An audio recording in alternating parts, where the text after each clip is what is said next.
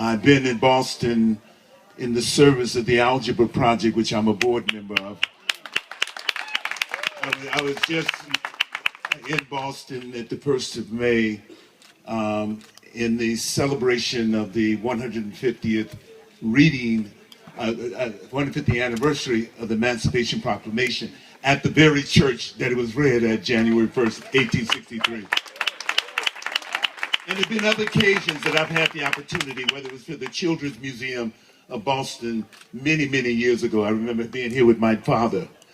But this is very special in so many ways, because you can look in Wikipedia or IMDb and you'll get a glimpse of my film career, but few people know that I spent the first 6.5 years after finishing university at San Francisco State University, working in city government in the Office of Community Development in the Model Cities program.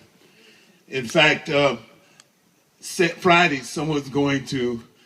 I'm being awarded, given an award for being the program manager and evaluation specialist for a program 42 years ago. That's how I date myself. So you look at that and you don't do that. But to be here in the service of one of your sons right here is really extraordinary. I remember John Barros 21 years ago when I came here, when Gus Newport asked me to come here and be a part of the celebration of the Dudley Street Initiative. And at that particular point, I saw something unique. It reminded me of all the ways in which people came together across ethnicity, across culture, across so many different lines, and came together to celebrate themselves and their achievement. That's what I saw there.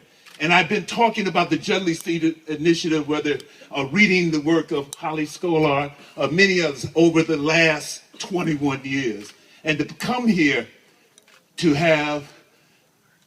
in behalf of our next mayor, the next mayor of Boston, John Barros, who is not only the son of this community right here, but he's all of our sons. There you go. He belongs to all of us. Wherever we see young activists, young men and women taking leadership to their own, taking ownership, and becoming the architects of the new changes that are happening in the country. Cities need John Barros. They need them. They need them everywhere. Cities are challenged right now. They were challenged 42 years ago when I worked in city government. They're challenged even more now as we look at the issues around education, if we look at the issues around deindustrialization, we look at the issues around the decimation of unions and good paying living wage jobs. We look at all those and we need people to talk about them. We need people to engage in the questions about them. We need people who are going to ask the right questions so we get the right answers. And John Barros is going to, and has been all of his life, asking the right questions. And we need him, and it's such a pleasure to come here and introduce him at this particular, the next mayor of Boston, John Barros.